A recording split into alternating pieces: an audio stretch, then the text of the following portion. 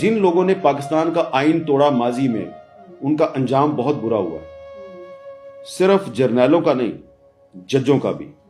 جس جج نے اس آئین کے تحفظ کے حلف کی خلاف ورزی کی اس کا بھی انجام بہت برا ہوا۔ ایک نام لوں میں؟ لے لیں قاضی فائز عیسیٰ۔ جی۔ وہ بندہ جب چیف جسٹس بنا تو اس نے تو آئین کی دھجیاں اڑا دی پکڑ کے، اور مجھے اتنی شرم آئی اپنے آپ کے کہ یار میں اس بندے کی وجہ سے اتنی لڑائیاں کرتا رہا ہوں۔ تو ابھی آپ دیکھیں کدھر ہے وہ۔ اگر وہ کسی پبلک پلیس پہ چلا جائے کوئی اس کی عزت کرے گا؟ نہیں کرے گا نا۔